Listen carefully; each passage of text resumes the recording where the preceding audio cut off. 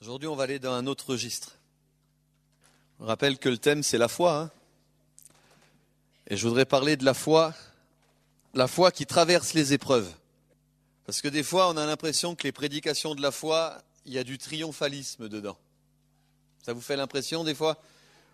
Des fois, quand on parle de la foi, je suis guéri, j'ai pas de problème, je vais m'en sortir. Moi, je veux juste te dire, tu sais quand est-ce qu'on va voir, quand tu vas avoir la foi ? C'est quand tu vas traverser tes problèmes. Parce que c'est facile d'avoir le sourire de la foi, c'est facile d'avoir les confessions de foi quand tout va bien. C'est une autre chose de démontrer la foi quand la tempête souffle. Amen. Puis j'ai quand même une mauvaise nouvelle. C'est que vous allez tous traverser des tempêtes. Je ne suis pas un prophète de malheur, mais il n'y a pas besoin de prophétiser pour ça. Est-ce que vous êtes d'accord ? Si on vous a dit, crois au Seigneur Jésus, tu seras sauvé, tu n'auras plus de problème, tu resteras jeune, bien marié, en pleine santé, c'était faux. Tu vas en avoir des problèmes. Jésus il l'a dit. Il a dit, le fou comme le sage, même s'il y en a un qui bâtit sa maison sur le roc, l'autre la maison sur le sable, n'empêche que les deux maisons traversent des tempêtes. Amen. Et de traverser des tempêtes ne veut pas dire qu'on a des problèmes dans nos vies. Mais ça fait partie aussi de la vie. Et ça, il faut qu'on l'accepte. Je n'ai pas dit qu'il faut qu'on l'accepte en tant que fatalisme, mais il faut aussi qu'on puisse faire face aux tempêtes de nos vies. Parce que moi, il y a une chose qui me désole. Ça fait juste 10 ans que je suis pasteur. En 10 ans, j'en ai déjà vu de trop. Des gens qui ne soutiennent pas le test. Dès que quelque chose va mal, ils lâchent la main du Seigneur, ils lâchent la foi et ils arrêtent. On a l'impression que la génération de maintenant, ils sont en sucre. Dès qu'il pleut, ils fondent. C'est peut-être pas comme ça en Suisse. En tout cas, je vous dis comment c'est en France. Comme ça, vous pourrez prier pour nous. Mais je vois trop de gens qui ne tiennent pas l'épreuve, qui ne tiennent pas le test. Aussitôt qu'il y a une épreuve, aussitôt qu'il y a un test sur leur vie, qu'est-ce qui sort de leur bouche ? De l'amertume, de l'incrédulité et du découragement. Ring-a-ding. Et ça, c'est pas la manière chrétienne de traverser les épreuves. Et c'est sur cette foi-là que je voudrais parler cet après-midi. Je voudrais parler de la foi qui traverse les épreuves. La foi que la Bible appelle la foi éprouvée, qui est plus précieuse que l'or éprouvé. Amen.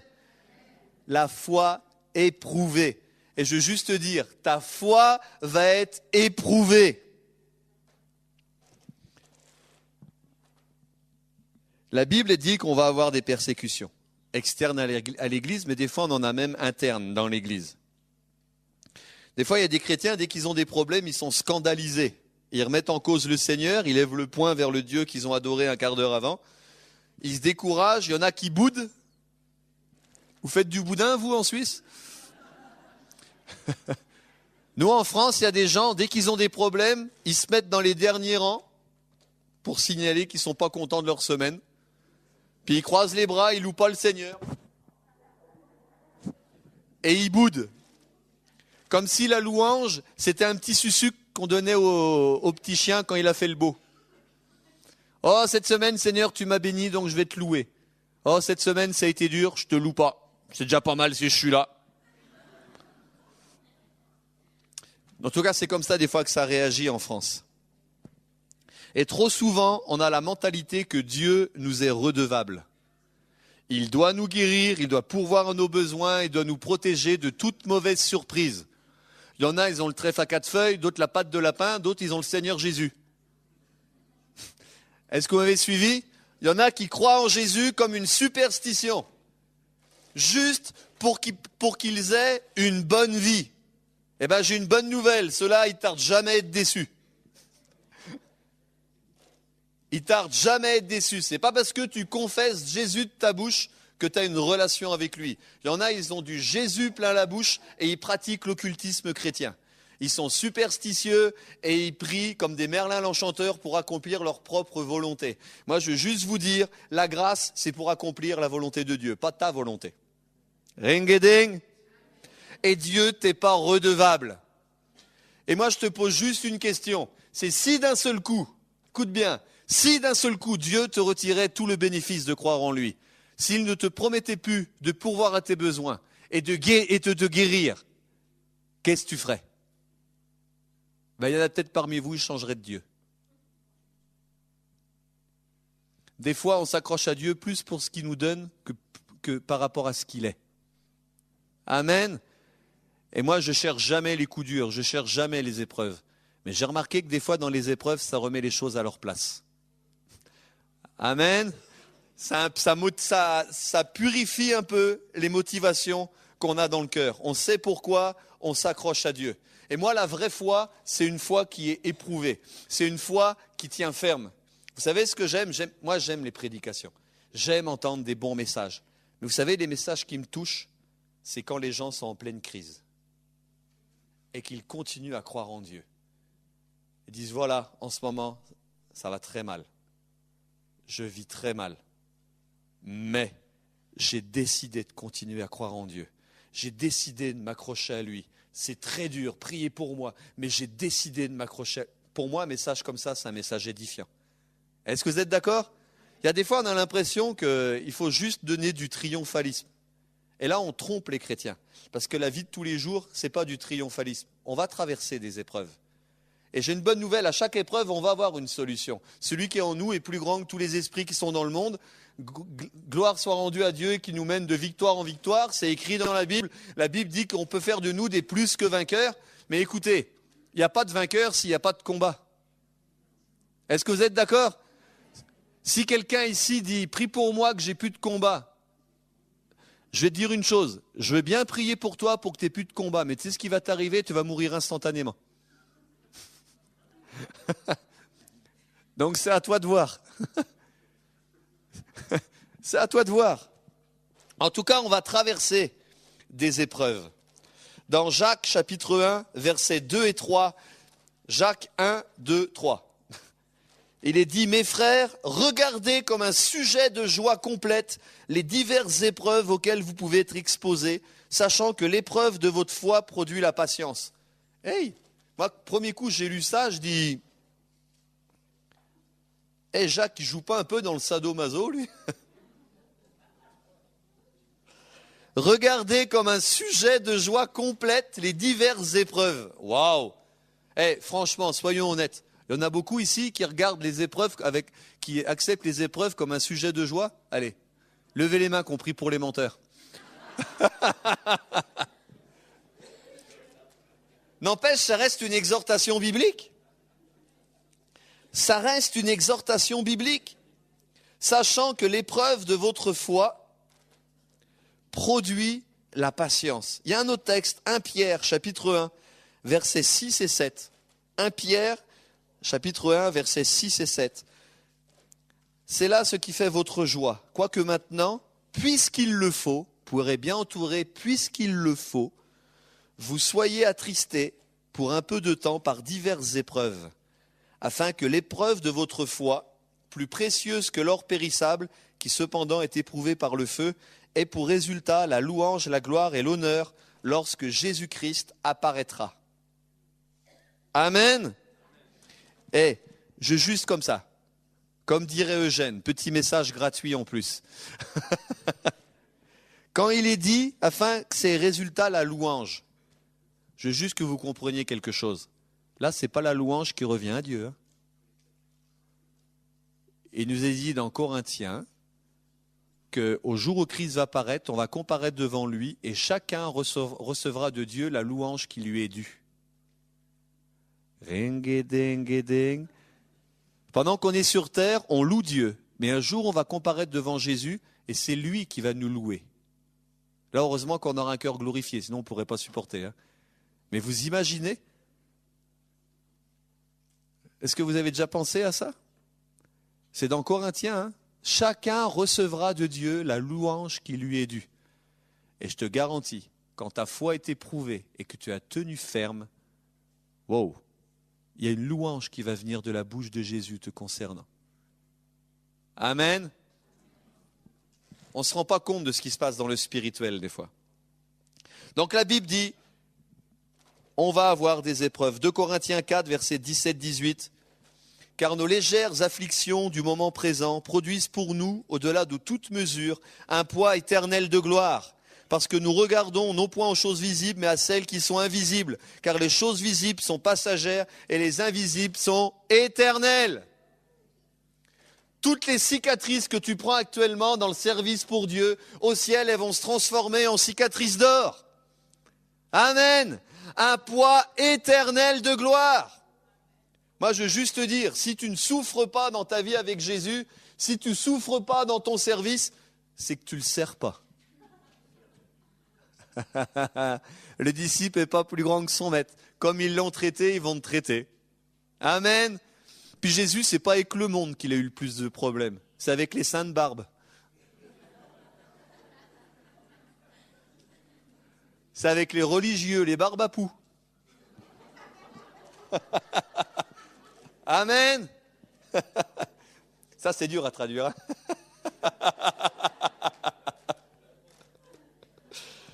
Je vous donne encore d'autres versets pour édifier votre foi, comme quoi vous allez avoir des problèmes. 2 Timothée 3,12. Tous ceux qui veulent vivre pieusement. Combien veulent vivre pieusement ici? Levez les mains. Non, dis pas la suite tout de suite, ils ne vont pas lever la main sinon. En Jésus-Christ seront persécutés. Écoute, si ça fait longtemps que tu n'as pas été persécuté, c'est que tu ne vis pas d'une manière pieuse, c'est que tu n'es pas pieux, c'est que tu restes dans ton pieux. Amen. Proverbe 24, 16. Car 7 fois le juste tombe. Hey, Dieu n'a jamais dit qu'on n'allait pas tomber, qu'on n'allait pas trébucher. Mais heureusement, il y a la suite. Mais il se relève. Amen. Le problème, c'est pas que tu tombes, le vrai problème, c'est que tu restes par terre. C'est comme en boxe, tu as le droit de tomber. Le problème, c'est quand tu restes longtemps et que tu commences à être compté. Est-ce que vous êtes d'accord? Job 5, 19. 6 fois il te délivrera de l'angoisse, 7 fois le mal ne t'atteindra pas. Psaume 34, 19. Le malheur atteint souvent le juste. Est-ce que c'est vrai? Mais l'Éternel l'en délivre toujours. C'est pas dit de temps en temps. Toujours. Psaume 37, 24. S'il tombe, il n'est pas terrassé, car l'Éternel lui prend la main. Moi, je reste dans le thème. Hein. Je veux parler de la foi, mais la foi qui nous fait traverser les moments difficiles de la vie. Parce que c'est là qu'on en a besoin de la foi. C'est pas pendant nos réunions charismatiques, là, où tout le monde fait les essuie-glaces. Non.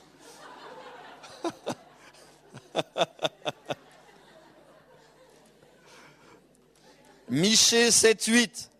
Écoutez la belle déclaration qu'on peut dire au diable des fois. Ne te réjouis pas à mon sujet, mon ennemi, car je suis tombé, mais je me relèverai. Je suis assise dans les ténèbres, mais l'Éternel sera ma lumière. Moi, ça, c'est une confession, je la fais régulièrement. Des fois, le diable, il aime bien qu'on lui parle de la Bible. Il faut l'éduquer, il faut lui faire son catéchisme.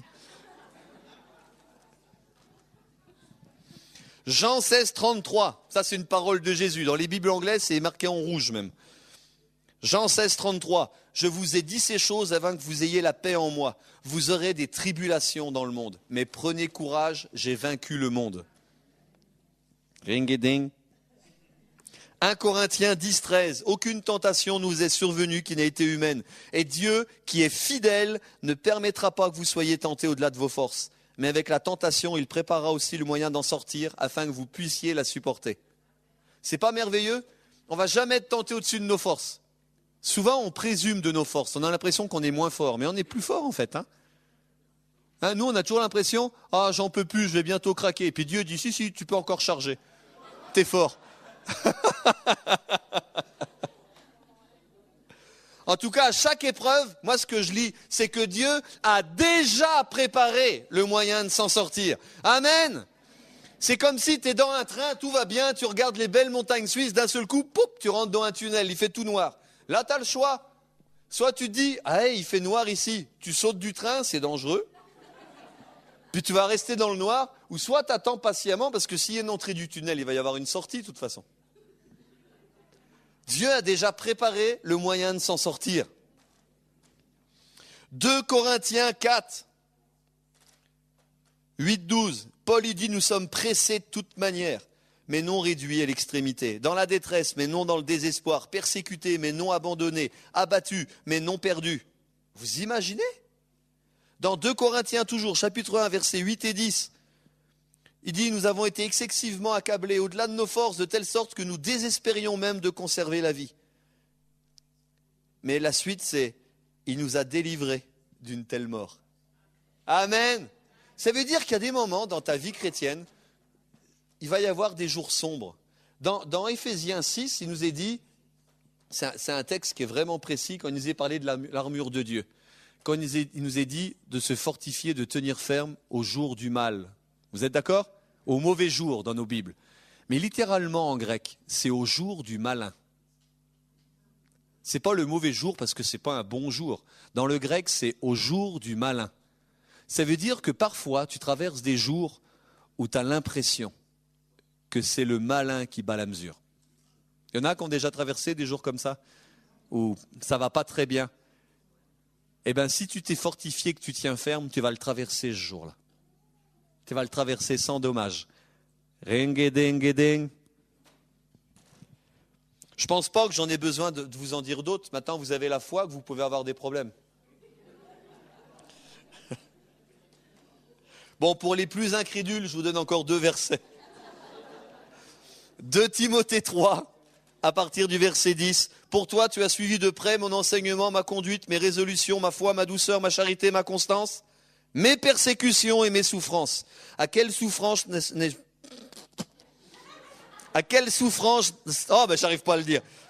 À quelle souffrance n'ai-je pas été exposé à Antioche, à Icône, à Lystre? Quelle persécution n'ai-je pas supporté? Et le Seigneur m'a délivré de quelques-unes. Amen. Non, de toutes. Ceux qui avaient leur Bible, ils auraient vu que j'ai dit une bêtise.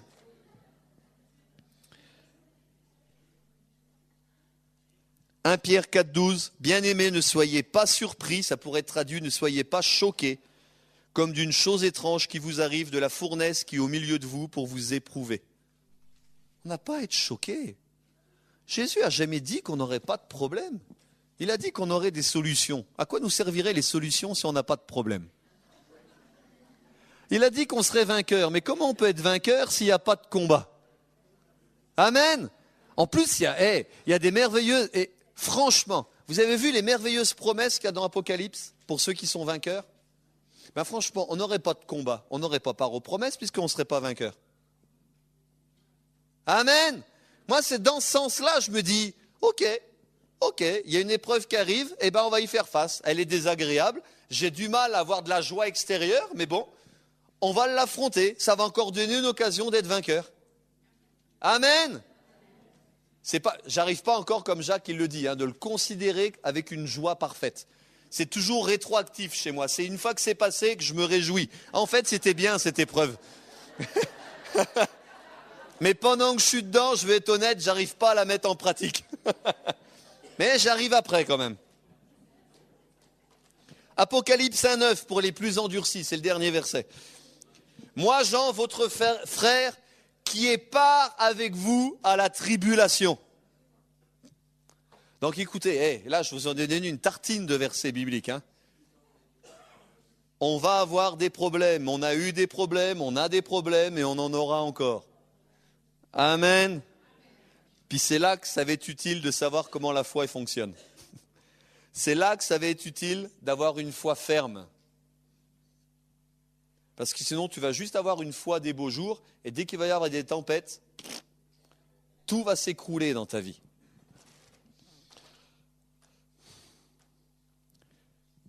Moi, si je prends le livre de Job, par exemple, Job, à l'époque de Job, le livre de Job, il n'était pas écrit. Il ne savait pas comment le livre il allait finir. Vous êtes d'accord avec ça? Il ne savait même pas ce qu'il y a eu comme discussion au ciel, quoi. Il ne savait rien. La seule chose qu'il a su, c'est que d'un seul coup, ses troupeaux ont été volés. Le toit, il y a eu une tempête, le toit est tombé sur la maison, le toit est tombé sur les enfants pendant qu'ils faisaient la fête.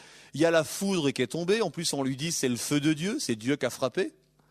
Et vous imaginez, il ne connaissait pas le livre de Job, hein. Vous êtes d'accord? Il savait pas que derrière toutes ces épreuves, il y avait le diable. Derrière les faits de société, c'était le diable. Derrière les effets climatiques, c'était le diable. Derrière sa femme qui lui dit « Maudit Dieu est mort et meurt ». Même sa communion avec sa femme, il y avait quelque chose qui était brisé, ils n'étaient plus d'accord. Il ne savait pas que c'était le diable qui était derrière. Et sa réputation, qui était maintenant anéantie, il ne savait pas que c'était le diable qui était derrière. Moi, j'ai remarqué une chose. Quand vous avez des malheurs en chaîne, cherchez pas plus loin. Il y a un combat sur vos vies. Soit il y a une malédiction active, dans ces cas-là, il va falloir la désactiver. Soit il y a une offensive démoniaque sur vos vies, il va falloir résister et chasser. Amen. Maintenant, je vais juste donner un deuxième message gratuit. Ça va faire le 3e de la journée. Mais je veux juste ouvrir une petite parenthèse. Il y a des fois des chrétiens, ils viennent me voir. Là, je n'engage que nous à Poitiers, comme ça vous êtes tranquille, il n'y a personne de Poitiers ici. Comme ça, vous ne vous sentirez pas visé. Mais il y a des gens qui viennent me voir, ils ont des entretiens. « Oh, j'ai ça comme problème, oh, j'ai ça. » Puis ils ont jeûné, ils ont prié, on a chassé tous les démons possibles, même ceux qui n'existaient pas. Ils ont été voir un tel et un tel, puis rien ne se fait. Vous savez pourquoi? Parce qu'ils se sont placés sous une malédiction de Dieu. Est-ce que vous savez que Dieu a aussi des malédictions? Dans la Bible, il y a des malédictions de Dieu. Regardez, quand Adam, j'avais pas prévu d'en parler là, quand Adam il était dans le jardin d'Éden, là, hein? Jardin d'Éden, c'est 2 poires qui mangent une pomme et ça laissait des pépins, quoi. Mais bon. Mais c'est pas ça que je voulais parler. Intraduisible aussi, là.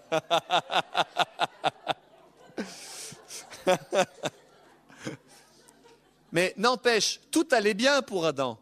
Puis Dieu, il a donné une malédiction. Il a dit, le jour où tu en mangeras, tu mourras.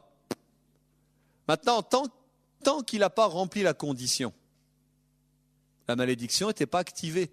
Le jour où il a rempli la malédiction, pop, ça a été activé. Est-ce que vous êtes d'accord? La Bible est remplie de malédictions divines. Et je veux juste te dire, tu peux toujours jeûner, chasser les démons. Tant que tu n'as pas réglé, tant que tu n'as pas désactivé, si c'est une malédiction qui vient de Dieu, tu peux toujours y aller. Parce que ton jeûne n'influencera pas Dieu. Tu pourras toujours essayer de chasser Dieu. Tu pourras toujours essayer d'annuler sa parole. Est-ce que vous me suivez? La Bible dit, si tu refuses de pardonner, tu vas être livré au bourreau. C'est une malédiction de Dieu. Ne compte pas être délivré tant que tu n'as pas pardonné. Tu peux aller à tous les séminaires de délivrance, tant que tu ne pardonnes pas, tu seras livré au bourreau. Amen. Est-ce que vous comprenez les paroles qui sortent de ma bouche? Et celles-là, vous pouvez toujours les briser. Les malédictions de Dieu, vous ne pourrez pas les briser. Il faut juste les désactiver et retirer notre participation à la malédiction. Et il y en a plus d'une, hein. Il y en a plus d'une. Mais ce n'est pas de ça que je voulais parler. Donc, je ferme le petit message gratuit. De toute façon, il était gratuit, donc je n'allais pas vous donner le gros paquet quand même. Je veux quand même rester sur l'épreuve. Vous avez déjà passé votre voiture en Suisse? Il y a des contrôles techniques pour les voitures? Ouais. Moi, la première fois, j'ai passé la mienne au contrôle technique. Quand ils ont testé les amortisseurs, j'ai eu peur. J'ai cru que ma voiture, elle allait tomber. Mais il fallait passer le test. Et des fois, dans notre vie, on se fait secouer. Ça mélange la pulpe. Des fois, on se fait secouer dans la vie. Est-ce que vous êtes d'accord? Mais Dieu, il voit, si tu as passé le test, il va pouvoir t'en donner plus. Regarde Jésus, il est parti dans le désert. Il est passé au contrôle technique. Si tu regardes bien, il a été éprouvé. Et dans ces épreuves, il a été trouvé fidèle. Regarde bien de ce qu'il a décrit dans l'évangile de Luc. Il a été guidé par l'Esprit quand il est rentré dans le désert. Il était rempli de l'Esprit. Mais quand il en est sorti, qu'est-ce qu'il est écrit dans Luc 4? Il est sorti revêtu de la puissance de l'Esprit. Et Dieu ne te reverra... j'arrive plus à parler. Il ne te revêtira pas de puissance avant que tu aies été éprouvé. Il ne donne pas sa dynamite aux gamins qui font n'importe quoi. Il ne donne pas sa dynamite aux capricieux. Amen. Ça veut dire que le test, là, il est positif. Le diable, il ne se rend même pas compte qu'il est une marionnette dans les mains de Dieu. Dieu s'en sert juste pour voir si on est capable de tenir la charge. Amen. Des fois, je me dis, le diable est juste comme une moufle, là. Dieu l'enfile, hop. Il s'en rend même pas compte. Ring-a-ding-a-ding. Ayez pas trop d'imagination. N'empêche que quand on passe le contrôle technique, qu'est-ce qu'on trouve le plus souvent? Rébellion, murmure contre Dieu. Il y en a même, parce qu'ils vivent une période difficile, ils s'accordent le droit de pécher. Le Seigneur, il va comprendre qu'en ce moment c'est difficile, donc je m'accorde le droit de pécher. Hein? Une petite saoulerie de temps en temps, ça aide à fuir. Il y en a d'autres, c'est une petite masturbation, ça aide à dormir. Je vous garantis. Il y en a, sous prétexte qu'ils vont mal, eh ben, ils s'accordent le droit de pécher en disant « Dieu comprend que je traverse une mauvaise passe ». Ça arrive peut-être, vous me regardez choqué là. Peut-être que ce n'est pas chez les Suisses, c'est peut-être typiquement français. Mais en tout cas, chez nous, ça arrive souvent. Chez nous, ça arrive souvent. Il y a le découragement. Il y a la bouderie envers Dieu ou envers l'Église. Quand les gens ont des problèmes, au top 50 des responsabilités, en premier, c'est la faute du pasteur. Le deuxième, c'est la faute de l'Église, il n'y a pas assez d'amour. Troisième, au hit parade, c'est la faute du conjoint. Vous avez remarqué? Pour peu que tu sois pasteur et conjoint, alors là, c'est terrible.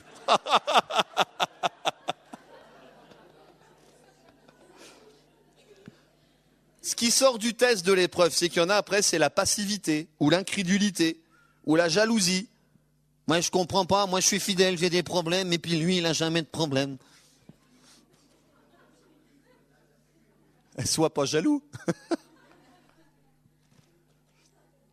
Psaume 119, verset 67. Écoutez ce que David y dit. Avant d'avoir été humilié, je m'égarais. Maintenant, j'observe ta parole. Amen. Je le refais le mieux. Psaume 119, 67. Avant d'avoir été humilié, je m'égarais. Maintenant, j'observe ta parole. Amen. Moi, cet après-midi, je veux parler en priorité à ceux qui en ce moment sont dans l'épreuve. Dieu a déjà préparé le moyen de s'en sortir. Puis vous avez bien fait de venir entendre parler de la foi, parce que c'est la foi que vous avez besoin là, pour maintenir l'épreuve. Amen.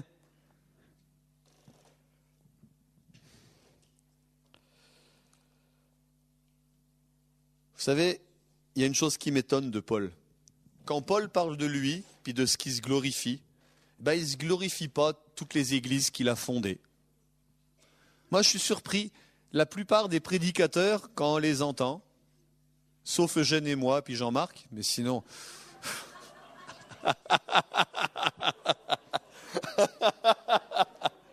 Mais j'ai créé tant d'églises, je suis responsable du réveil là-bas, il y a eu tant de guérisons, j'ai écrit tant de bouquins. Ah, Paul, lui, vous savez de quoi il se glorifiait? Il se glorifiait de ses souffrances dans le Seigneur. Et il disait, hey, j'ai plein de cicatrices que j'ai prises en servant Dieu. 3 fois, il s'est pris 40 coups moins 1. Ça fait 3 fois 39. Ça fait 117 cicatrices dans le dos. Ouf! Vous imaginez? Il se glorifiait des pètes qu'il avait pris dans le ministère. Et il disait, et je suis toujours debout. Amen. Et je suis toujours debout.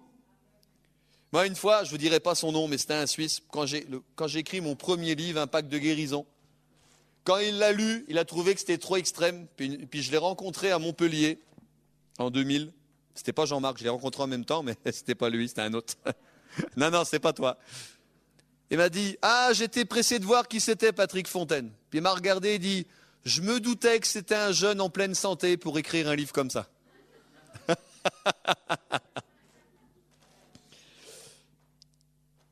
Puis je lui dis, frère, tu fais une erreur là. Une grosse erreur. Je sais ce que c'est que d'être malade pratiquant, je sais ce que c'est de souffrir, je sais ce que c'est de faire des stages dans les hôpitaux. Puis je sais ce que c'est d'avoir des épreuves aussi dans le ministère. Mais la souffrance n'a pas déformé ma foi. Elle l'a fortifiée. Amen. Paul, il se glorifiait pas de ses exploits, mais de ses épreuves. Il dit même dans Galates 6, 17, « Je porte sur mon corps les marques de Jésus. » Vous savez que de la manière dont tu traverses l'épreuve, c'est aussi une puissance d'évangélisation. Regardez le Thomas. Quand je vous dis Thomas, vous pensez à quoi comme adjectif? Incrédule, hein, c'est ça. N'empêche qu'il est mort martyr et on l'écartelait entre 4 chevaux. Puis on disait, est-ce que Jésus est ton Dieu? Il disait, oui, il est mon Seigneur et mon Dieu. Puis on l'a écartelé. Donc c'est une belle mort pour un incrédule. Mais bon, n'empêche qu'il a eu une période de sa vie où il n'était pas très fort dans la foi. Vous savez ce qu'il a eu besoin? Il a eu besoin de toucher la marque des clous. Eh bien, des fois autour de toi, il y a des incrédules. Ils ont juste besoin de toucher la marque de tes clous. Ils ont juste besoin de voir que tu as une vie normale et que malgré tes épreuves, malgré tes souffrances, tu tiens ferme avec Jésus. Amen. La manière que tu vis l'épreuve, tu n'as même plus besoin de prêcher l'évangile. Ta vie est prêche à ta place. Mais dans les deux sens. Hein. Quand tu es un chrétien, dès que tu as une épreuve, si tu te rebelles, ça prêche pour toi aussi. Si tu te décourages, tu t'enfermes dans ta petite cave de rejet à double tour. Oh, c'est vraiment pas juste. Bah là, tu prêches, là. C'est de l'abondance du cœur que la bouche parle. Hein. Il n'y a pas de problème. Mais quand tu es en larmes, que tu en peux plus, et puis que tu dis, mon âme, tiens-toi tranquille, parce qu'en lui, je vais continuer à espérer, même si je dois en mourir. Il est mon Seigneur, il est mon Dieu, il est la force de ma vie, il est mon chant, il est mon salut. Rien que quand tu le dis, ça fait du bien. Amen.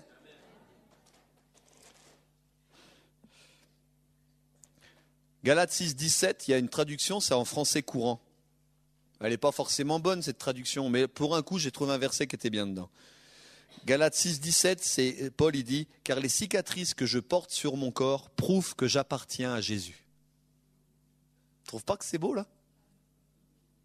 De la manière dont tu traverses l'épreuve, là, on est dans le vif du sujet, on est au niveau de la foi. Parce que même les gens du monde sont capables d'être joyeux et de chanter quand tout va bien. Vous êtes d'accord? C'est très facile. Je sais aussi une autre chose.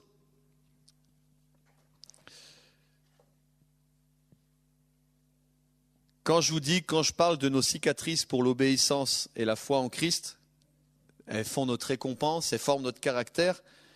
Mais je ne parle pas de faire une liste de tout le mal qu'on nous a fait. Hein, en murmurant et en pleurnichant. Oh, tu sais moi ce qui m'est arrivé. Un tel, il a dit ça, puis un tel, il a dit ça, puis l'autre, il a fait ça, puis le pasteur, il a prêché, il a dit ça. Non, celui qui se lamente et qui pleurniche, écoutez, je vous dis une chose, les pleurnichards dans le Seigneur, ils n'ont pas encore le caractère formé. Amen. Quand tu te plains, c'est que tu n'es pas plein. Je ne dis pas qu'à des moments, on ne va pas pleurer dans le Seigneur. Mais si c'est... Oh, pauvre de moi. Il y a des gens, je vous dis comment c'est en France, comme ça vous pourrez prier pour nous aussi. Il y a des chrétiens, ils font 2 cultes, un culte au Seigneur et le culte de la cicatrice. Dès qu'ils ont été blessés, dès qu'il y a une croûte qui se forme, ils la retirent pour être sûr que la marque reste. Ils veulent toujours se rappeler. Puis quand vous leur parlez, ouais mais tu sais, on m'a fait ça, tu connais pas ma vie, tu connais pas mes souffrances. Et c'est rasant. Après, ils s'étonnent que personne ne veut leur parler, mais le film n'est pas terrible, quoi. Amen. Ou alors il y en a qui disent, ils appellent ça le culte du pépin. Hein, il y a toute la pomme, il y a un petit pépin, mais eux, ils voient que le pépin, quoi. Moi, je sais qu'en tout cas, au niveau de Jésus, la couronne d'épines a précédé la couronne de gloire. Et des fois, ça marche aussi pour nous. Donc, je ne suis pas en train de prêcher et de vous dire, ah, vive les épreuves. Non, mais je veux être réaliste. On va avoir des épreuves. Et si on veut parler de la foi, il faut qu'on parle de la foi éprouvée, la foi qui est capable de traverser les épreuves. Est-ce que vous êtes d'accord? Parce que celle-là, c'est la plus intéressante. En plus, cette foi éprouvée va produire la patience, va produire la fidélité dans nos vies. Ben, vous savez, chez nous, dans l'église, je suis un peu dur, hein, mais avant de placer quelqu'un à une quelconque responsabilité, j'attends de l'avoir vu comment il traverse les épreuves. Parce que c'est révélateur. Moi, j'attends 2 critères. J'ai 2 critères pour nommer des responsables chez nous. J'attends de les avoir vus traverser l'épreuve et j'attends d'avoir vu comment ils réagissaient quand je n'étais pas d'accord avec eux. Et quand ils ont passé les 2 tests, je sais qu'ils sont aptes à être nommés. Amen. Après, on n'a plus de mauvaises surprises. Ça peut peut-être donner des idées si un jour vous êtes pasteur. Luc 22, 31-32. Un jour, il y a Jésus dit, je vais mourir, puis il y a Pierre qui dégaine là. Ouais, moi je suis prêt à aller mourir avec toi, aller en prison. Le Pierre là qui se pète les bretelles tout le temps. Puis Jésus dit, Simon, Simon, Satan vous a réclamé pour vous cribler comme le froment. Mais moi j'ai prié pour toi, afin que ta foi ne défaille point. Et toi, quand tu seras revenu, affermis tes frères. Ouh! Vous êtes, franchement, Jésus est en train de lui dire, Pierre, tu vas avoir du big problème dans ta vie là. Satan, il t'en veut. Mais j'ai prié pour toi. Si ça s'arrêtait là, on dirait, cool, Jésus prie pour nous. Donc on va être gardé. Mais Jésus, il n'a pas prié qu'il n'ait pas de problème. Il a prié que sa foi ne défaille pas. Amen. Actuellement, il dit que Jésus intercède pour nous, mais il n'intercède pas qu'on n'ait pas de problème. C'est pas ça le sujet de son intercession. Amen. L'épreuve, c'est l'occasion que tu as de faire tes preuves. C'est l'occasion que tu as de montrer ton attachement au Seigneur. Donc, on ne va pas courir après les épreuves, mais quand elles sont là, on ne va pas les gaspiller non plus.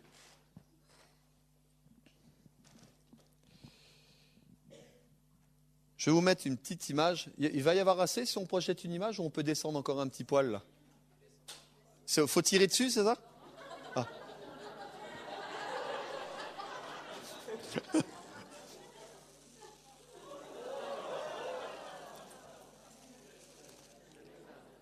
Oh, c'est génial. Encore un petit poil, on ne voit pas ses cheveux. Ah, super. Regardez-le bien, lui. Moi, il faut que je descende, il faut que je voie ce que vous voyez. Il n'est pas beau, celui-là? Ah, il est magnifique. Vous savez quoi? C'est vous.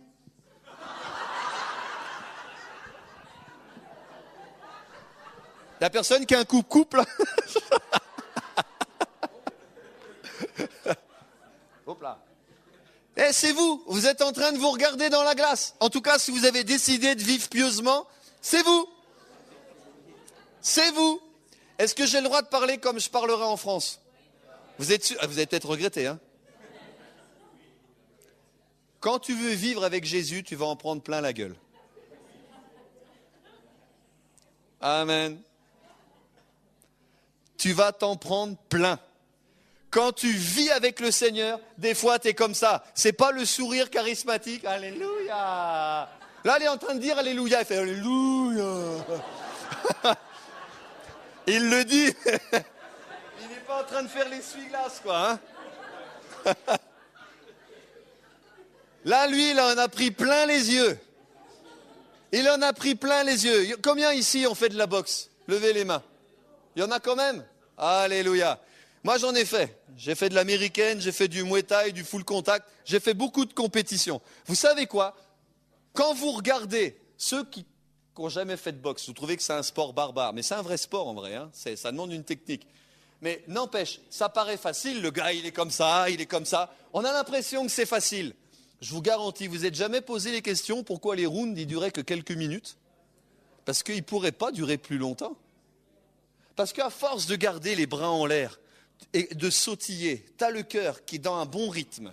Et puis tu as la respiration. À la fin, ça se coupe à la fin. Puis à chaque fois que tu prends des coups dans les côtes ou des coups dans le foie, ça fait mal.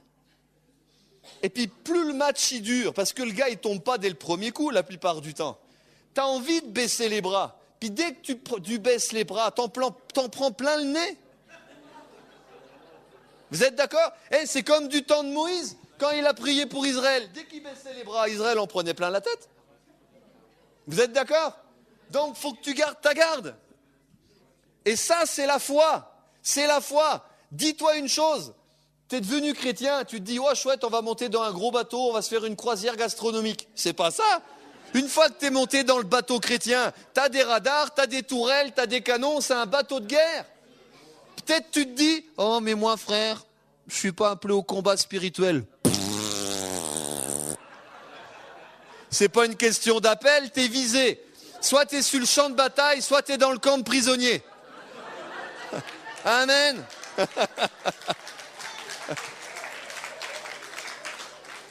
Le combat spirituel, c'est pas une affaire d'appel, c'est une affaire de réalité. Dieu a un plan pour toi. Alléluia.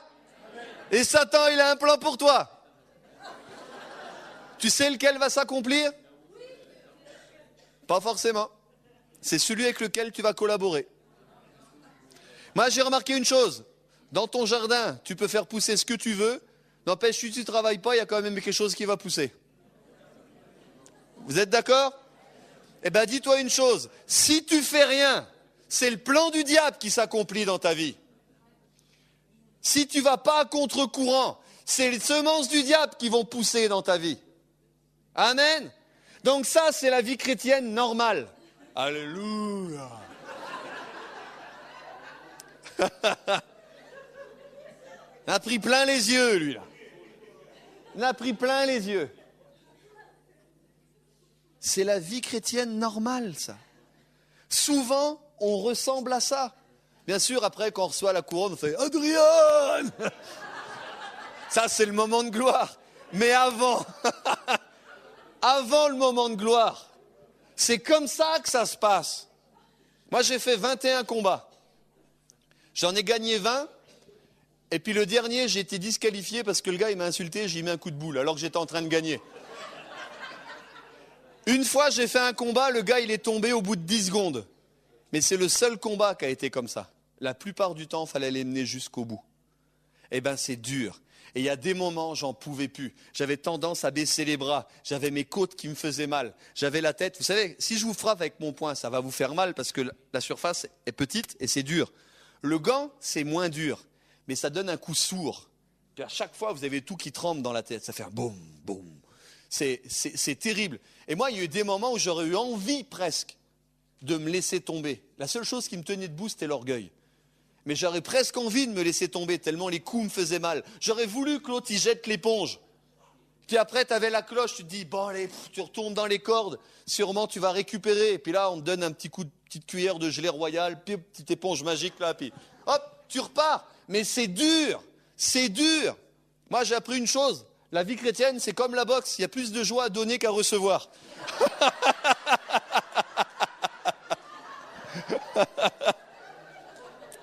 Mais ça, c'est la vie chrétienne. Est-ce que tu te reconnais? Tu veux suivre Jésus, des fois t'en prends plein la gueule. Par ta famille, par ton conjoint, par ton pasteur, par les églises. Oh, il y en a qui prennent des postillons là. Appliquez-les, il y a de l'onction. Là, je les ai vus partir là.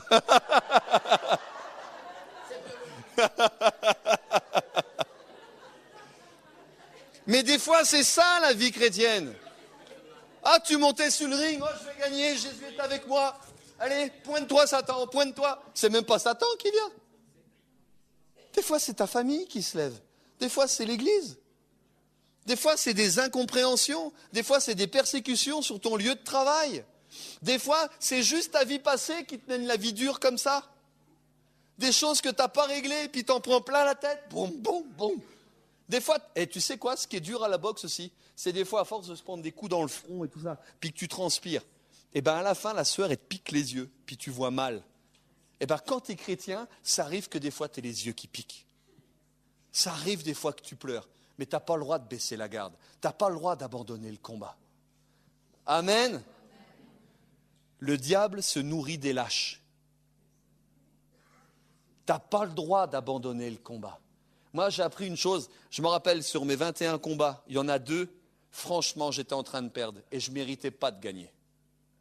Si vous aviez fait des paris, j'étais en train de perdre. Et au dernier round, j'y étais avec toute la rage que j'avais, toute la haine, et le gars, il devait être un peu fatigué, il a juste baissé sa garde. Et j'ai donné le coup, mais je suis pratiquement écroulé avec. Et j'ai gagné.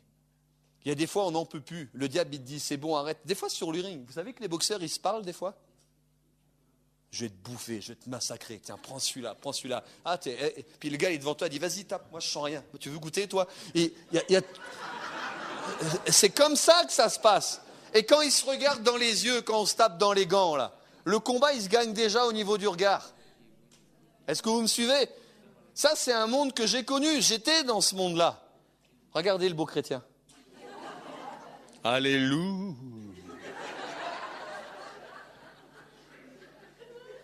Ça, c'est toi, ça, c'est moi. Si tu veux vivre pieusement en Jésus-Christ, tu vas en prendre plein la tête et des coups vicieux. Parce que la grande différence, c'est qu'en boxe, tu n'as pas le droit de taper sous la ceinture. Tu as des coups qui sont interdits. Je te dis quelque chose, dans la vie chrétienne, tous les coups sont permis. Amen. On peut te taper dans le dos. On peut même te taper pendant les pauses. Des fois même, c'est ceux de ton équipe qui te tapent. L'armée de Dieu, c'est une drôle d'armée. C'est la seule où ils se battent entre eux, des fois.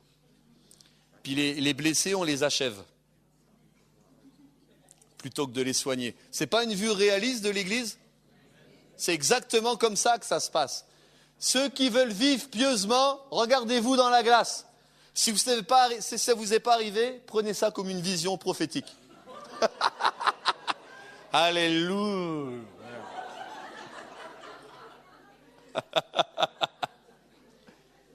Ça, c'est la vie chrétienne normale. Il y a des moments, t'en peux plus. Moi, je pourrais passer des heures à vous raconter les épreuves que j'ai eues dans la vie chrétienne. De démarrer dans le ministère, d'être trahi, vous confier à des amis, ils vous trahissent. Ça, c'est des blessures qui font mal. Moi, quand j'étais dans les gangs, sur le corps, je ne vais pas faire un strip devant vous, mais sur le corps, j'ai plus d'1 mètre de cicatrices. À coups de rasoir, coups de couteau, coups de baïonnette, des trucs comme ça. Mais vous savez quoi? Depuis que je suis chrétien, c'est beaucoup plus qu'1 mètre de cicatrices. Le problème, c'est que ce n'est pas sur mon corps. Je les ai chopés dans mon corps, je les ai chopés dans mon âme. Parce que des fois, la vie chrétienne, c'est dur. Et quand tu es confronté à la mafia chrétienne, c'est terrible. Est-ce que vous me suivez? La vie chrétienne, c'est ça. Jésus a jamais dit, c'est la petite maison dans la prairie. Là, tu sais, tu sautes par-dessus les taupinières. C'est pas ça, la vie chrétienne. Bienvenue dans le monde réel. Amen. C'est pas que ça. Heureusement, alléluia. Mais c'est parfois ça. Ça fait partie du lot. Puis c'est ceux qui finissent le combat qui sont les vainqueurs et qui vont avoir les récompenses qui sont dans Apocalypse. C'est pas le temps de se coucher. Amen. C'est pas le temps de se coucher. L'Église a vécu un temps où c'était bon de se coucher. Maintenant, c'est un temps pour se lever et de se tenir sur ses pieds. Amen. C'est un temps pour taper. Ça représente le chrétien individuel. Ça représente aussi l'Église. On pourrait même dire, c'est une représentation de Jésus. Je suis sûr que Jésus était encore plus abîmé avant de monter sur la croix. Est-ce que vous me suivez? Pourtant, il n'avait pas de péché dans sa vie. Non, moi je vais vous dire, bienvenue dans le monde réel. Vous voulez qu'on parle de foi? Moi je veux parler de la foi éprouvée. La foi qui te fait tenir dans le combat. Parce que la vie chrétienne, elle n'est pas toute rose. Amen. C'est pas du tout rose. Il y a du combat. Et c'est pas réservé pour les fillettes. Quand j'ai les fillettes, je ne parle pas au niveau physique. Je parle au niveau spirituel. C'est pas réservé pour les timides spirituels. Tu as de l'ambition spirituelle, il va falloir que tu deviennes un violent. Amen. Quelqu'un de déterminé. Vous savez, quand je faisais du full contact, il y a des gars, ils venaient à l'entraînement. Puis ils avaient fait un peu de bodybuilding, ils étaient tout... Puis là, on leur disait, vous êtes sûr que vous voulez faire du full contact? Ah ouais. Ils avaient vu les 4 films de Rocky avant de venir, alors ils se sentaient bien là. Mais vous savez ce qu'on faisait au club? On les mettait tout de suite, dès le premier entraînement, contre un 3e ou 4e année. J'ai eu 2 fois le plaisir d'en prendre un nouveau. Ils avaient la tête bleue, à la fin on aurait cru des schtroumpfs.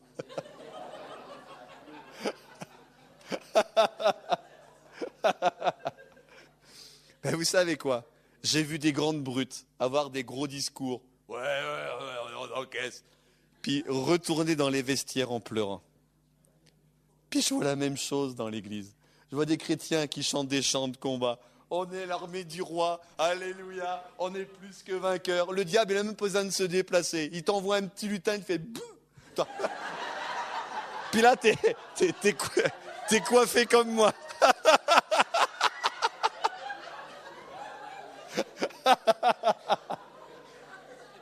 Le royaume de Dieu, c'est pas juste des déclarations, c'est pas juste de pousser la chansonnette. Hein. Est-ce que vous m'avez suivi? Il y a du réel. Tu vas t'en prendre plein la tête. Des fois par ta famille, des fois dans l'église, des fois à cause de ta chair, des fois à cause de ton passé, des fois dans ta profession, des fois avec tes enfants, des fois avec ton mari, rarement avec ton mari, des fois avec ta femme, souvent avec ta femme.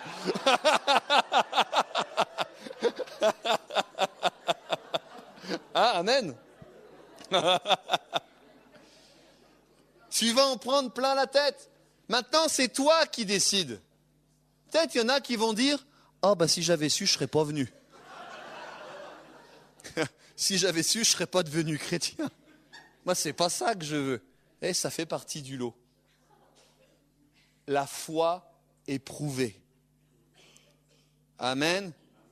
Je vous laisse comme ça vous pouvez encore le regarder, parce qu'on va y revenir. Vous allez voir de plus en plus, vous allez trouver des ressemblances avec vous. Moi, je sais une chose.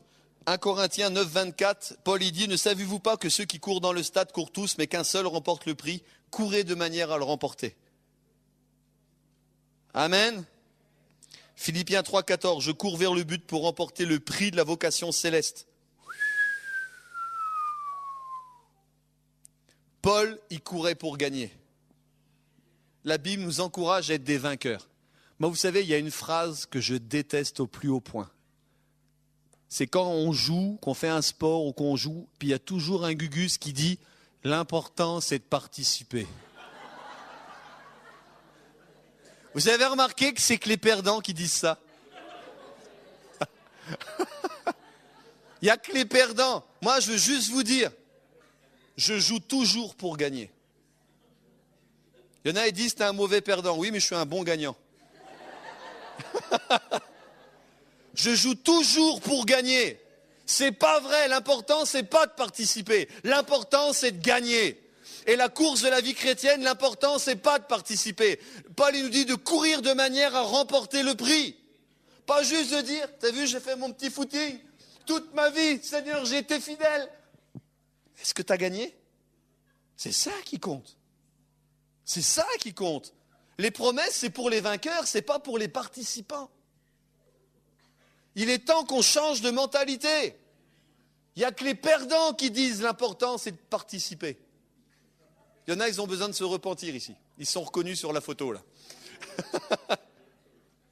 L'important, c'est de gagner. Amen. Paul, il dit, je frappe non comme battant l'air. Vous vous rappelez que c'est écrit? Paul, il n'était pas dans le combat spi virtuel. Il ne voulait pas battre l'air. Il voulait qu'il y ait de l'impact. Est-ce que vous comprenez ce que je veux dire? C'est facile pour la photo. T'es devant les gens, ils te regardent comment tu te bats, puis tu es là. C'est facile dans l'air. C'est quand tu vas monter sur le ring qu'on va voir. Amen. L'important n'est pas de participer. L'important est de se battre.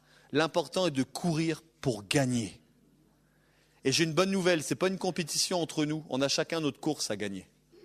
Et quand Paul il a dit, j'ai couru la course, j'ai combattu le bon combat, qu'est-ce qu'il donne comme conclusion? J'ai gardé la foi.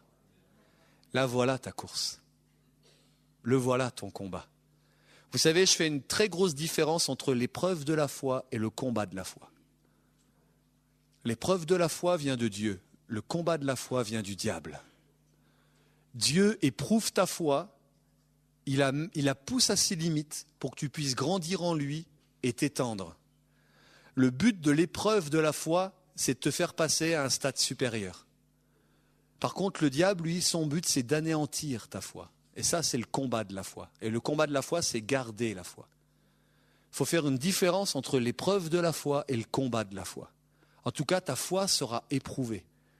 Quand le diable essaye de toucher ma foi, je ne baisse pas ma garde.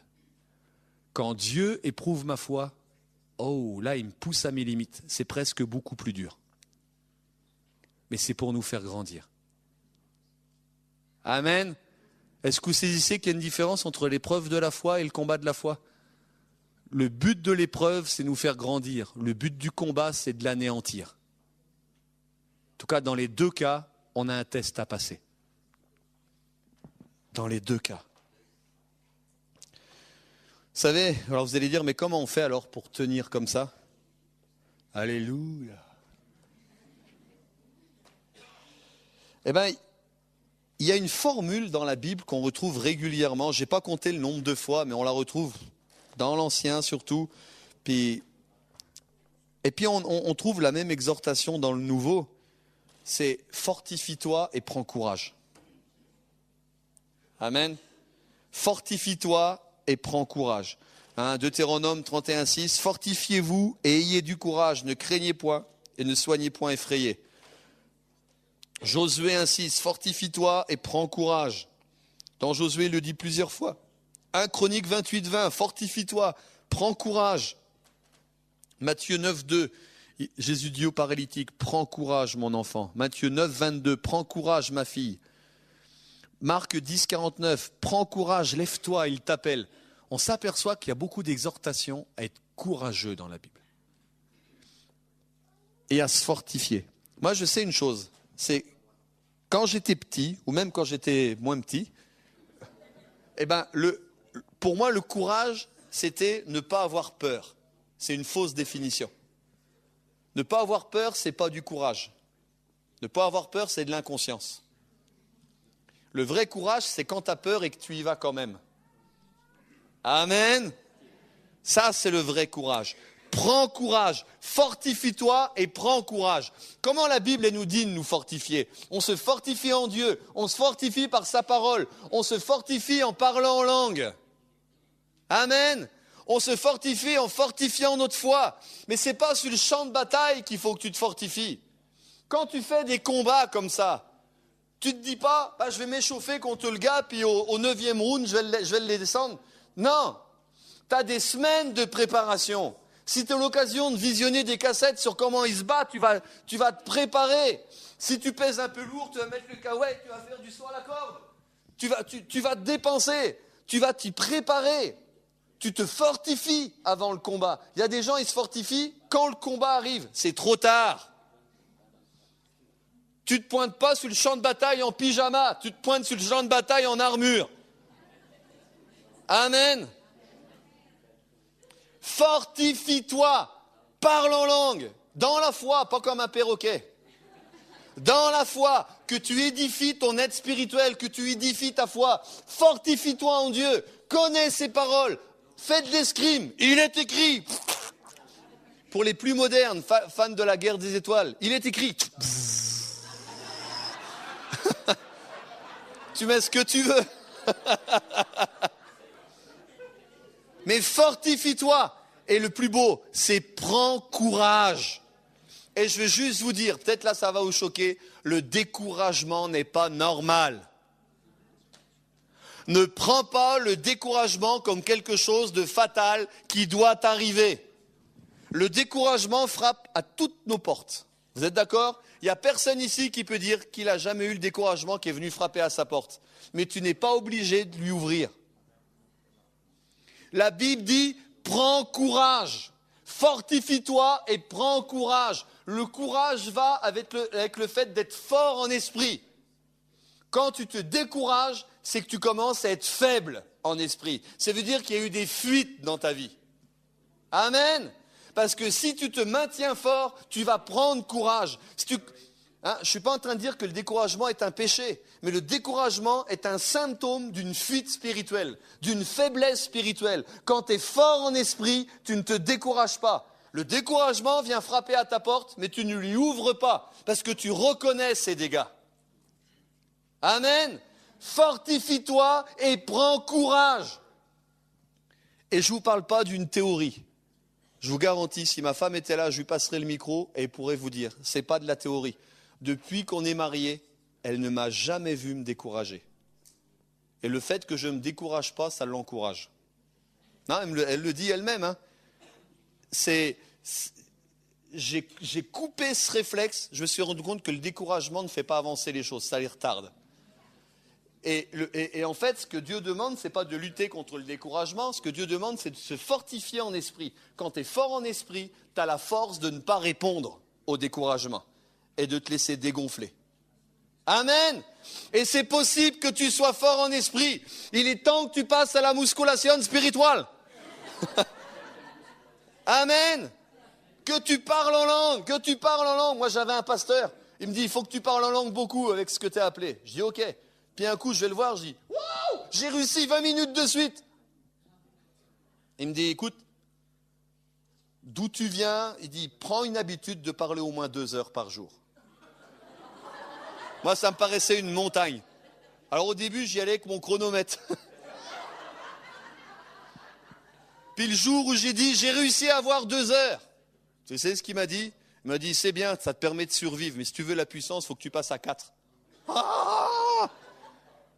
C'est pas une doctrine, c'est archi faux, mais c'était pédagogique pour moi. Parce que ça m'a donné une discipline de parler en langue. Et je parle beaucoup en langue dans ma vie de tous les jours. Je roule, je parle en langue. Je suis en entretien avec quelqu'un. Pendant que l'autre y parle, il croit que je l'écoute. Je ferme ma bouche, je parle en langue à l'intérieur. Comme ça, je l'écoute lui, je l'écoute lui. Puis des fois, c'est plus intéressant ce qu'il dit lui que lui.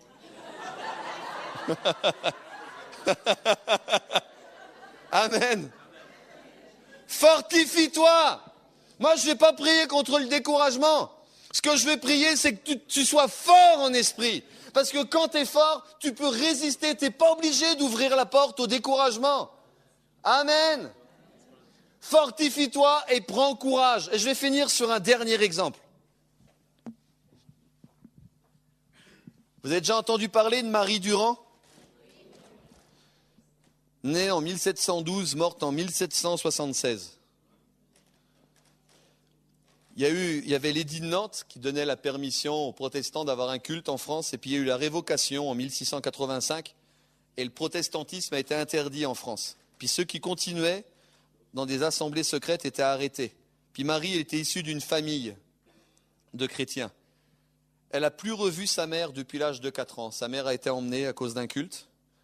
Et elle-même a été arrêtée dans sa maison. Son frère, Pierre, il a été pendu en 1732. Son père, emprisonné en 1728. Il sortira de prison qu'en 1743. La persécution était très, très dure. Et Marie Durand, elle a été emprisonnée à l'âge de 15 ans. 15 ans, dans la tour de Constance, à Aigues-Mortes. Il y en a qui y ont été? Levez les mains. Hey, vous êtes cultivés ici. Moi, quand je dis la même chose en France, il y en a plein qui disent, c'est qui Marie Durand? Elle joue dans quelle équipe? Non, quand même pas.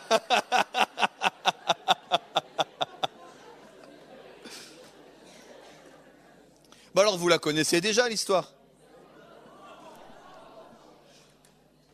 Elle a été emprisonnée à 15 ans, le 25 août 1730. Vous savez quoi? Moi, j'ai été la visiter, la tour de Constance. J'ai voulu me rendre compte. J'ai été voir. C'est une tour, elle est ronde, il y a quelques meurtrières, donc ça fait beaucoup de courants d'air. Puis il y a une cour juste au-dessus. Hein, on a vu la même, ceux qui y ont été? Donc il y a une cour juste au-dessus, une maison à courant d'air. Puis vous savez ce qu'on lui a dit? Si tu parjures, si tu renies Jésus, tu as le droit de sortir. Elle a dit non, Jésus est mon Seigneur et mon Dieu. Et puis là, pendant 38 ans, on l'a persécutée. Elle a vu plein de femmes mourir. Elle est restée en vie. Elle était sur la tour. Les geôliers venaient la voir et disent, t'entends les enfants là, qui vont à l'école? T'entends les cris des enfants? T'entends le bruit de la ville, le bruit de la vie? Si tu renies Jésus, tu pourras avoir une vie normale. Tu pourras te marier. Tu pourras avoir des enfants. Et elle a dit, non, Jésus est mon Seigneur et mon Dieu. Il est celui que mon cœur aime. Et semaine après semaine, elle a tenu. Mois après mois, elle a tenu. Année après année, elle a tenu. Vous savez combien de temps elle est restée dans cette cellule? 38 ans. Pendant 38 ans, on est venu l'éprouver, la tenter. Tu as juste qu'à dire, tu renies. Et tu pourras avoir une vie normale. À 15 ans, elle a commencé. À 15 ans. Elle est sortie 38 ans plus tard. Ça fait 53 ans. Elle est sortie à 53 ans, malade à cause des courants d'air. Elle a décidé que quelques années plus tard, elle n'a pas eu une vie normale. Elle a renoncé à sa vie de femme. Elle a renoncé à sa vie de mère. Elle a renoncé à tous ses privilèges. Son seul paysage, c'est ce qu'elle voyait du haut de sa prison. Sa seule habitation, ça a été sa tour. Pendant 38 ans. Est-ce que vous comprenez ce que ça veut dire? Pendant 38 ans. Des fois, nous, pendant une semaine, on a des épreuves, puis on boude, on vient plus à l'église. 38 ans. 38 ans dans sa cellule. Vous savez ce qu'elle a fait? Elle a gravé quelque chose avec ses ongles. Regardez voir. Juste la première image. Voilà. Vous voyez en bas là? Pardon. C'est une photo de ce qu'il y a dans sa cellule. C'est marqué Régister. C'est du vieux français du Sud, ça signifie résister. Résister. Elle l'a gravé avec ses ongles. Vous savez, moi, faut pas le dire au gardien de la tour, hein. Mais moi, je voulais vérifier quelque chose. Puis j'ai essayé de graver quelque chose dans la pierre. Vous allez dire, oh, il manque de respect celui-là. Mais moi, je suis comme ça, j'ai besoin de tester. Donc, j'ai pas été juste à côté de ça, mais j'ai vu une pierre qui était de la même nature, puis j'étais à côté, puis j'étais avec mon ongle, puis j'ai essayé de voir. Hey, je me suis râpé l'ongle. Je me suis râpé l'ongle. Vous savez ce que j'ai fait après? J'ai pris ma clé, puis j'y étais dessus. C'est de la pierre dure. C'est de la pierre dure. Elle n'a pas gravé son nom dans du gruyère.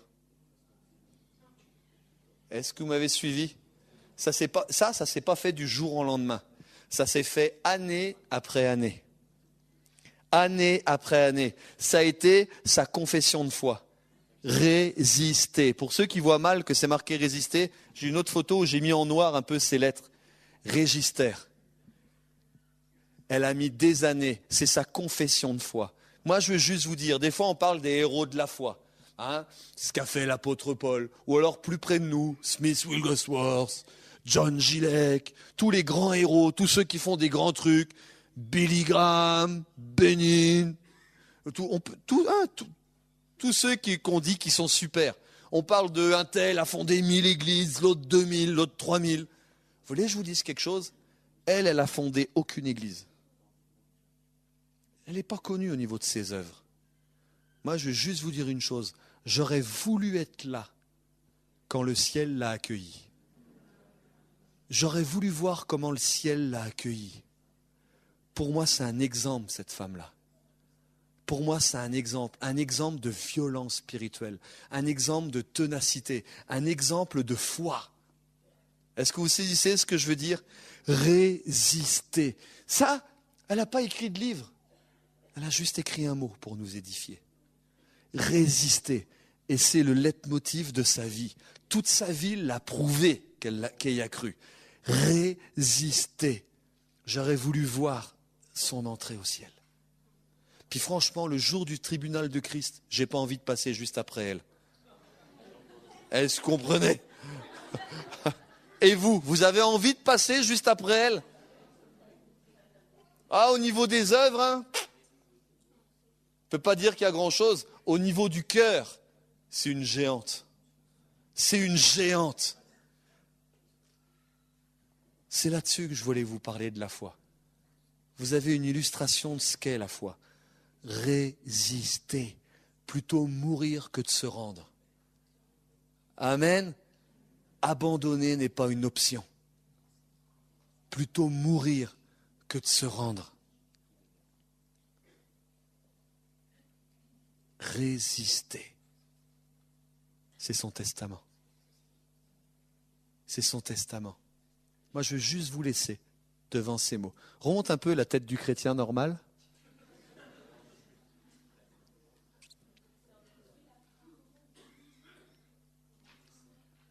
Alléluia. Lui aussi, il avait besoin de résister. Amen. Il a eu besoin de résister. Des fois, ta vie, c'est semblable à ça. Tu cherches du réconfort, le problème, c'est quand tu es sur le ring, tu es tout seul. Amen. Des fois, tu es tout seul. Tu comptes que sur Dieu. Tu sais, Jésus, quand il était à Gethsémane, il devait être dans le même état. Et la Bible dit qu'il y a des anges qui sont venus le fortifier. Sûrement qu'il y a eu un round, la petite cloche a sonné, il s'est mis dans les cordes. Puis il y a des anges qui sont venus le fortifier. Mais c'était un véritable combat. Amen. La vie chrétienne, ça peut être ça, surtout si tu décides de vivre pieusement. Moi, j'ai voulu parler de foi concrète. Tu veux la foi, fortifie-toi et prends courage. Parce que la vraie foi, c'est la foi qui est éprouvée. Ce n'est pas la foi qui est capable de guérir les malades. Parce que franchement, il n'y a rien de plus facile que de guérir des malades. C'est une intimidation du diable qui vous empêche de prier pour les malades. Le prochain coup que tu vois un malade, retire les mains de tes poches et impose-les sur lui. Moi, une fois, ma femme a un torticolis, je prie pour ma femme, elle n'était pas guérie. 3 jours de torticolis, elle avait très très mal. Ma fille, 5 ans, Ketsia, elle sort de l'école. Maman a toujours mal au cou? Oui. Elle arrive à la maison, dit, maman, je vais prier pour toi. Au nom de Jésus, que tu sois guérie, maintenant ou tout de suite. Elle avait donné le choix à Jésus. Vous savez quoi? Elle a été guérie instantanément. Il y en a déjà qui ont eu un torticolis pendant plusieurs jours. La guérison, elle ne se fait pas instantanément. C'est mieux, mais ce n'est pas instantané. Parce que le muscle, là, il est tétanisé et tout. Là, guérit instantanément. C'est facile de guérir les gens.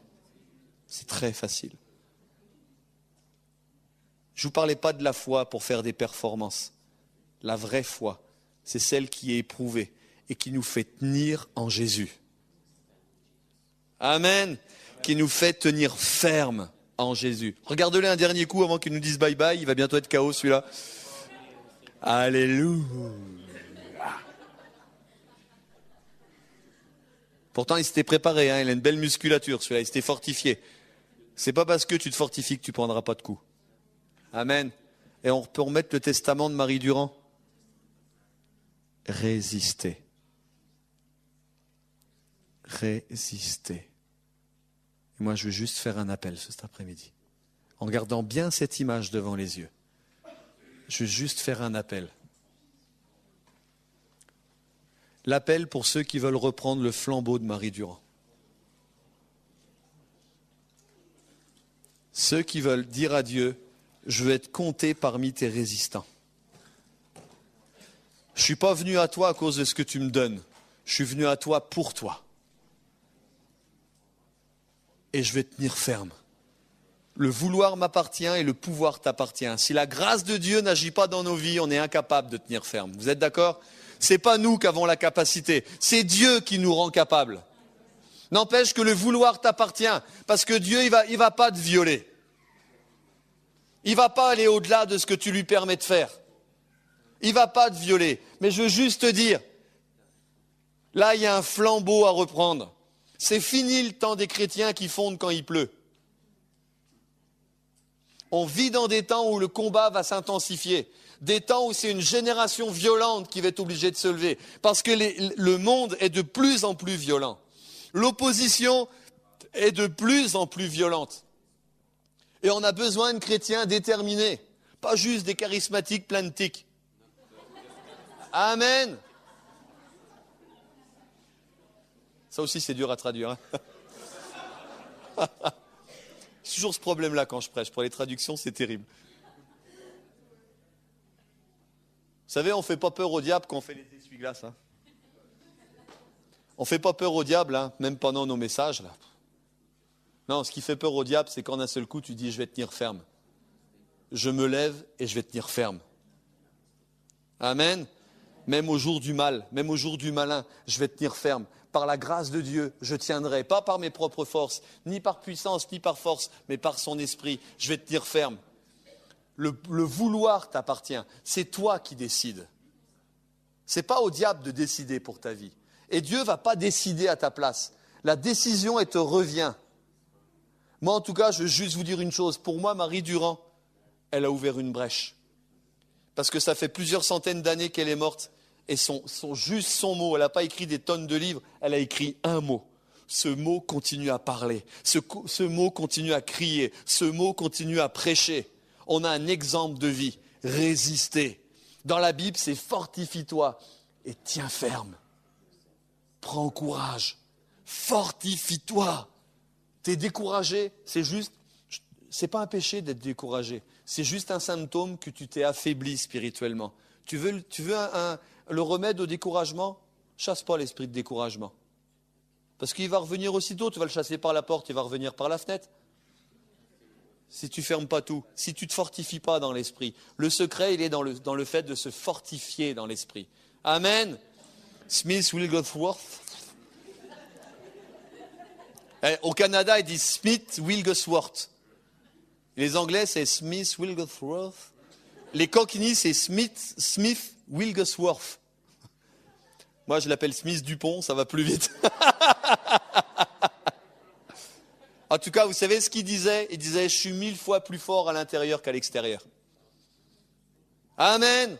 Une fois, il y a Lester Sumrall, vous avez entendu parler de lui. Il vient le voir, et puis, parce qu'il l'a connu, il était contemporain, il était jeune. Il dit, comment vous faites pour toujours aller? Il dit, petit frère, j'ai un secret. Le matin, quand je me lève, je ne demande pas à Smith comment il va, je lui dis comment aller. Ring-a-ding-a-ding. Je lui demande pas comment il va, je lui dis comment aller. Fortifie-toi et prends courage. Tiens ferme. Amen. Résistez. Donc maintenant, je vais faire un appel. Pas un appel à ceux qui sont des Rambo spirituels et qui sont sûrs qu'ils vont y arriver, qui ont le pouvoir. Parce que là, on va prier pour les menteurs. Mais ceux qui veulent s'aligner, ceux qui veulent se repentir de leur fatalisme, de leur laxisme, de se donner le droit de se décourager, de se donner le droit de mal réagir quand leur foi est éprouvée. Moi, je voulais juste 2 minutes là. 2 minutes pour que vous réfléchissiez. C'est quoi vos mauvais penchants en cas de coup dur? Quand les choses vont mal, qu'est-ce qui sort de vos vies? La pression du lait produit le beurre. La crème. Vous êtes d'accord? Quand tu es pressé, une éponge, tu la remplis de vinaigre, tu la presses, c'est quoi qui sort? C'est du vinaigre. Amen. Quand toi, tu as des pressions sur ta vie, c'est quoi qui sort? C'est intéressant. C'est quoi qui sort? On prend 2 minutes dans le silence, juste pour que vous réfléchissiez. Cher Saint-Esprit, éclaire la vie de chacun.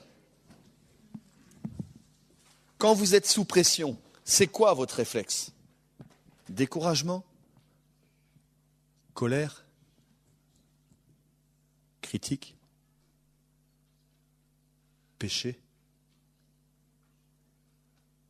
Amertume? J'en passe et des pires. Comment tu passes les tests?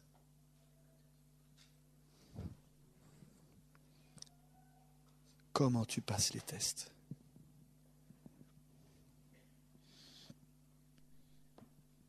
Comment tu les passes? Et si tu vois qu'il y a des mauvaises choses qui sortent de toi, repens-toi tout de suite.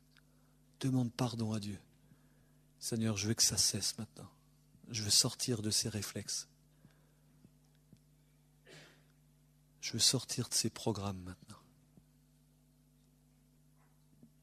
C'est le bon moment pour confesser son péché à Dieu, ou ses péchés.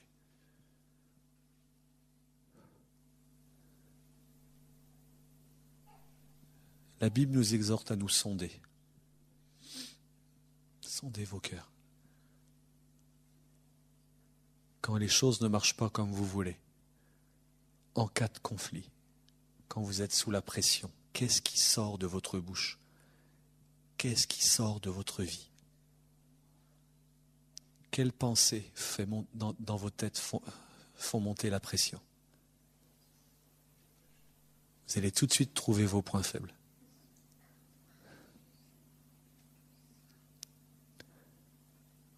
Ça permet de localiser où il faut reconstruire les murailles.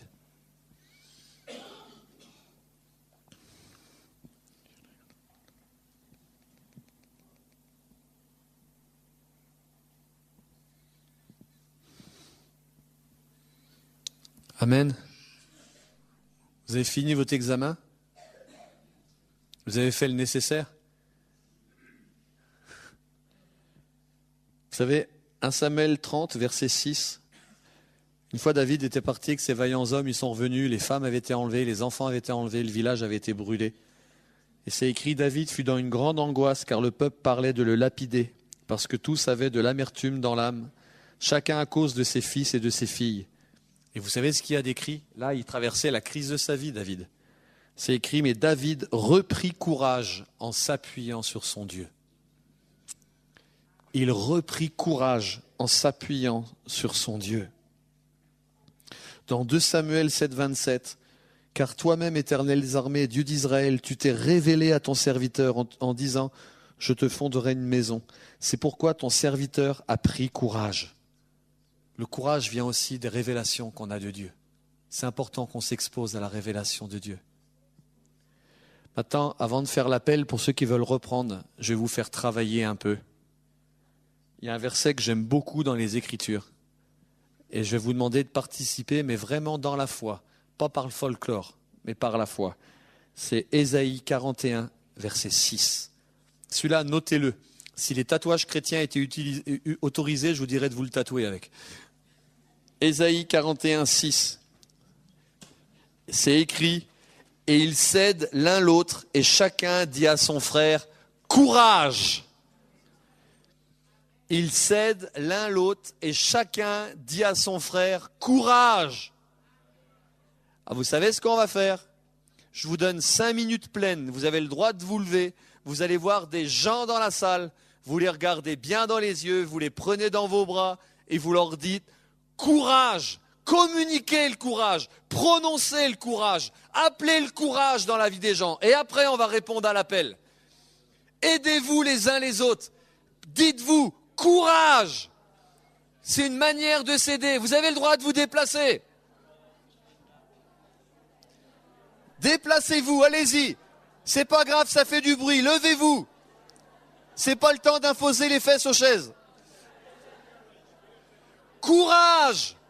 Et ils cèdent les uns les autres. Et ils disent, courage. Mais restez pas trop longtemps, c'est pas le temps des slows. Changez. Courage. Si vous voyez des personnes isolées dans leur coin, allez les voir. Dites-leur, courage. Dieu est avec toi. Courage! Et si vous avez besoin de courage, n'attendez pas qu'on vienne à vous. Levez-vous! Courage!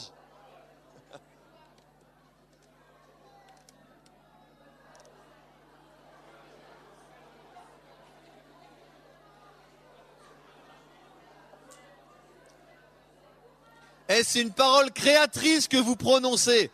C'est comme une prophétie que vous prononcez. C'est pas du folklore. Courage! Courage! Tiens ferme, courage! C'est une manière concrète de s'aider les uns les autres.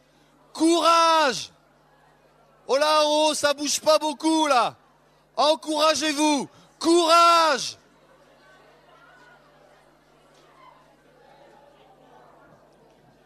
On n'a que 2 minutes de passer, encore 3 pour s'encourager.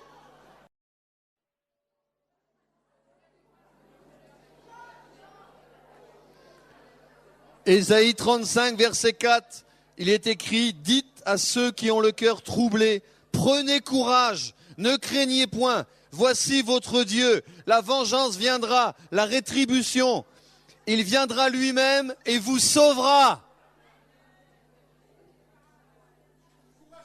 Courage, on va gagner, on a gagné, on a gagné. Wouh! Alléluia! Courage! C'est pas merveilleux? Et si maintenant on allait en face de nos responsabilités?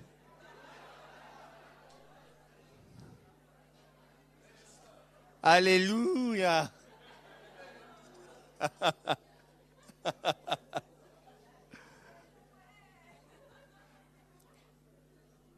Moi maintenant, je vais juste faire un appel. C'est pas un appel où on va prier pour vous.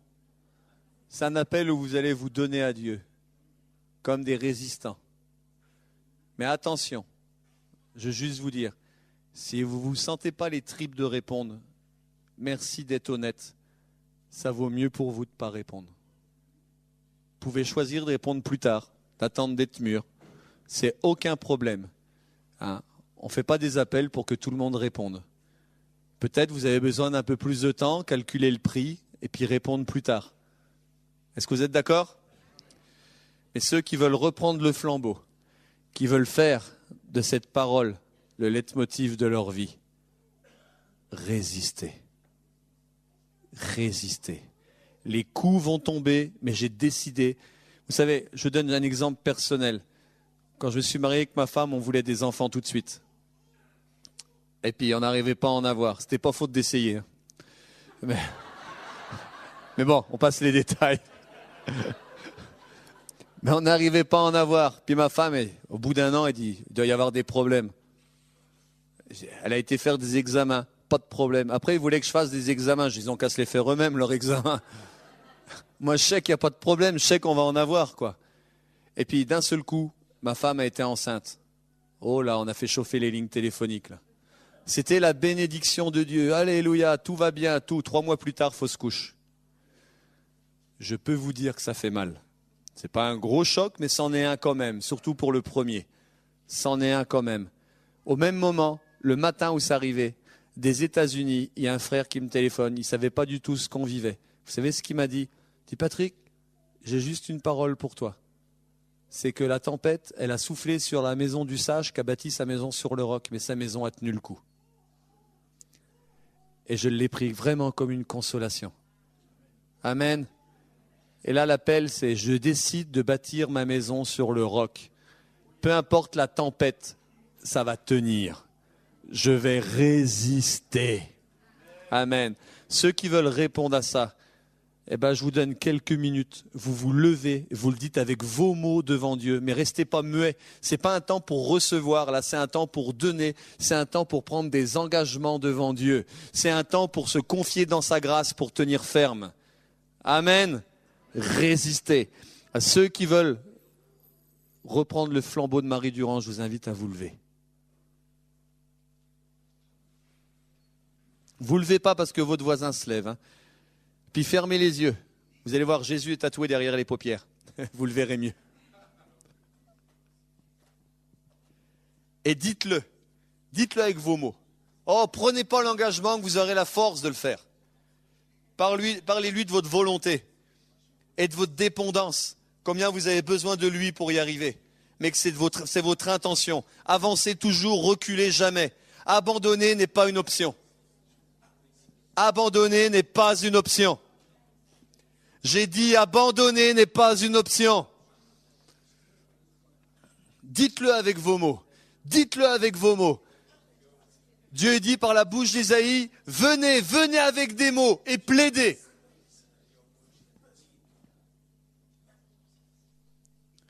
Seigneur, je vais te prendre au sérieux. Je veux me fortifier et prendre courage. C'est évident, on ne va pas t'imposer les mains pour que tu sois fortifié tout de suite. Ça serait de la gonflette, c'est pas de la musculation, ça. Ça serait de la gonflette. Se fortifier, c'est jour après jour, semaine après semaine. Il y a une discipline. C'est pour ça qu'on appelle des disciples. Un disciple sans discipline, c'est pas un disciple. Dites-le. Vous avez déjà fini? Dites-le avec vos mots. Dites-le avec vos mots. Imaginez Jésus, il est devant toi, il te dit, qu'est-ce que tu as à me dire pour que j'y croie? Qu'est-ce qui peut faire que je vais y croire ce coup-ci? Qu'est-ce que tu lui répondrais? Vas-y. Allez-y, allez-y. C'est pas grave si c'est pas grave si votre voisin vous entend. S'il perd son temps à vous entendre, c'est que lui, il parle pas.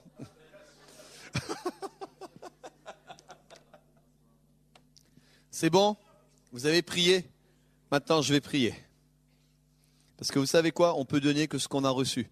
Moi, je n'ai pas reçu grand-chose. Je ne me risquerai jamais, par exemple, à conduire la louange. Je n'ai rien reçu à ce niveau-là. Je sais ce que j'ai pas reçu, je sais ce que j'ai reçu. Dans le peu que j'ai reçu, il y a cette détermination, la violence spirituelle. puis d'être un pitbull. Je lâche pas, je me décourage pas. Ça veut dire ça, Dieu m'en a fait grâce, je l'ai reçu, puis je peux le communiquer. Amen. Je vous invite juste à lever les mains, puis vous allez recevoir. Seigneur, ce que tu as donné sur ma vie, je te demande, multiplie-le maintenant et communique-le. Communique-le. La violence spirituelle, la détermination. Seigneur, t'en fais des pitbulls qui croquent et qui ne lâchent plus. Au nom de Jésus. Au nom de Jésus. Au nom de Jésus, tu en fais des forts maintenant. Des forts spirituels. Des disciplinés spirituels. Au nom de Jésus. Seigneur, tu en fais qui barrent la porte au découragement. Qui ne s'accordent pas, même pas le droit de se décourager. Au nom de Jésus. Ton Dieu t'ordonne que tu sois puissant. Ton Dieu t'ordonne que tu sois fort. Ton Dieu t'ordonne que tu domines sur tes ennemis. Ton Dieu t'ordonne que tu te soumettes à lui, que tu résistes au diable et que lui, il fuit loin de toi. Ton Dieu t'ordonne que tu sois puissant. Dieu est ta force. Dieu est ton salut. Dieu est ta vie. Et ce qu'on a demandé en priant, on croit qu'on l'a reçu. Et on va le voir s'accomplir. Amen. Alléluia.